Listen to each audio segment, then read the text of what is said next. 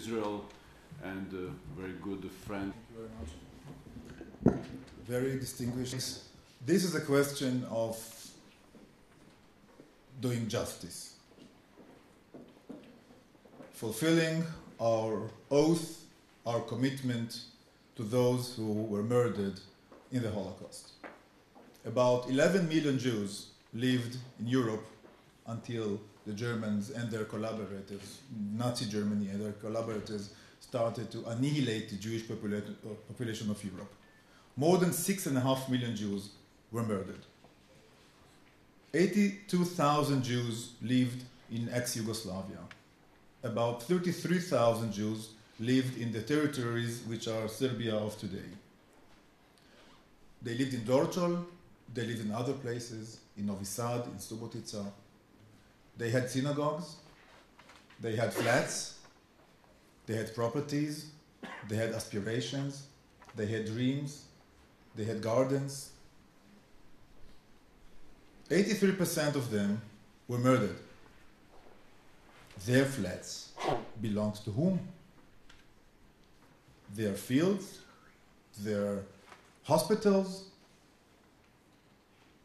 what they wanted to inherit to their children, who maybe also did not survive the Holocaust. I said it before, and I will say it again. Maybe I'm over-poetic. I don't know if houses and rooms and bedrooms and flats remember. Maybe they remembered, those who used to live there. Maybe they don't, but we remember. We have to remember those who were annihilated, murdered, slain, killed in the most brutal ways. In this country, not by Serbs. We do not blame Serbia. We do not blame European nations except Nazi Germany and its collaborators. But we do expect the European nations to have a just solution, including the Serbian government. And I want to salute the readiness, the courage of those who are organizing that conference, the Agency for Restitution, for being so honest, sincere, devoted, and valuable for the memory of the past. And not only the past, the future of the few Jewish communities who live here. They are here, they are a part of Serbia.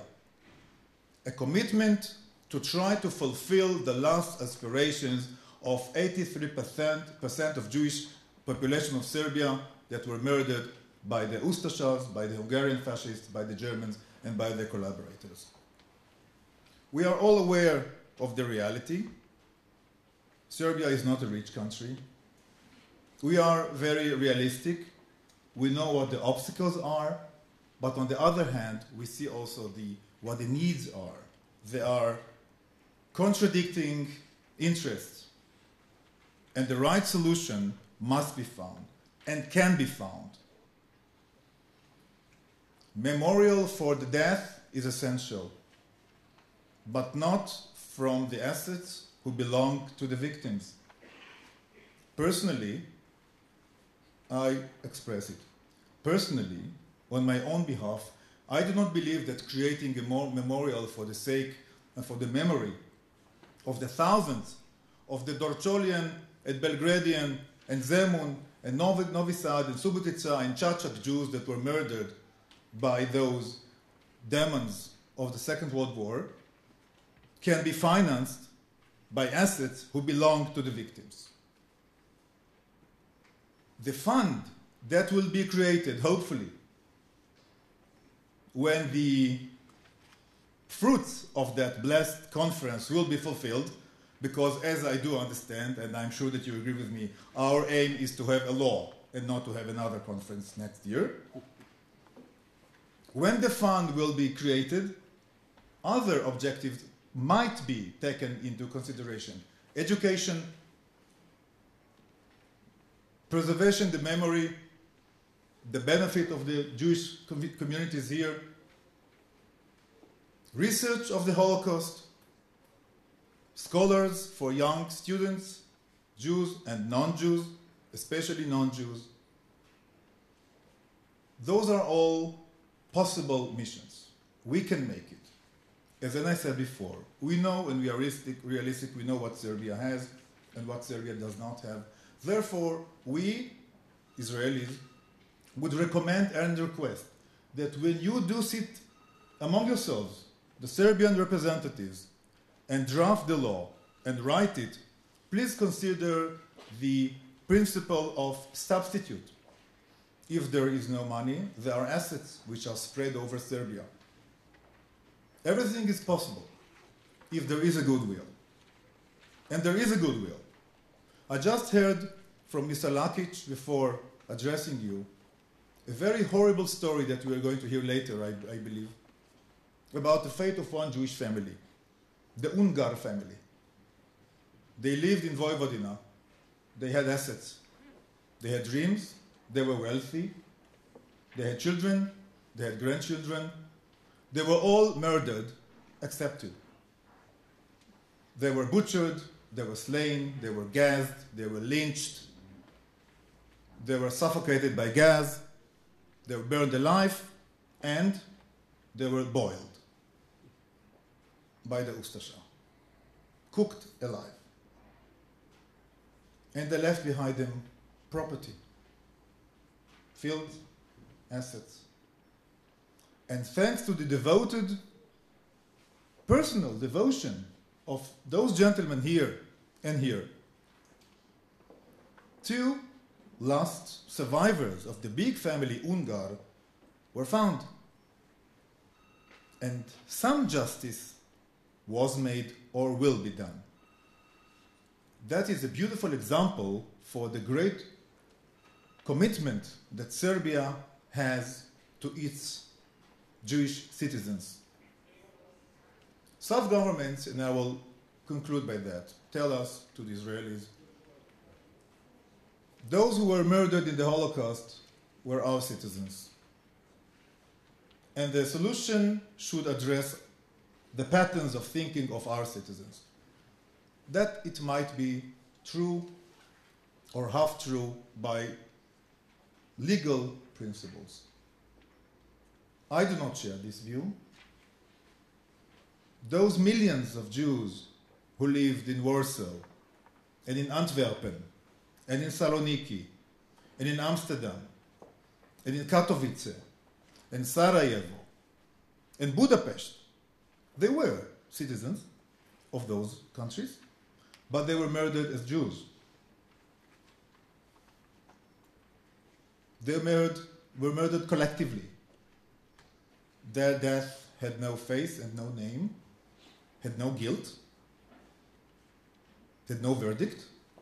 They were executed not because what they thought, not because what they did, not because what they expressed. They were murdered because what they were. And they were Polish citizens, yes, and they were Dutch citizens, yes, and they were German citizens, and they were Hungarian citizens, and Soviet citizens, but they were Jews. And that's why they were murdered. So we feel responsible. We feel responsible for the justice, which will come late, but not too late. Not to them, they were murdered, but their memories, their assets, their houses, their flats, things they collected, valuables, pianos, porcelains. Think of what people have. What 6.5 million people possess. And many of those things are still here. There's a lot to do, but I'm so confident after I've learned from vicinity the great personal commitment of the Agency for Restitution that justice will be done. And if this draft of the law will be made in an appropriate way, in a human way, it might be a wonderful example for other European governments, some of them big countries and quite wealthy, who did not yet fulfill their moral commitment to the memory of their citizens and our citizens, citizens of our heart, that were murdered because they were Jewish. So I would like to thank you. And sometimes we say, next year in Jerusalem, you know that expression? Lashana haba b'Yerushalayim. Well, I would not like to see us next year convened here again for the same sake. I do hope that next year we will have the law, with God's will, with your support, for the heirless and unclaimed property. Thank you very much.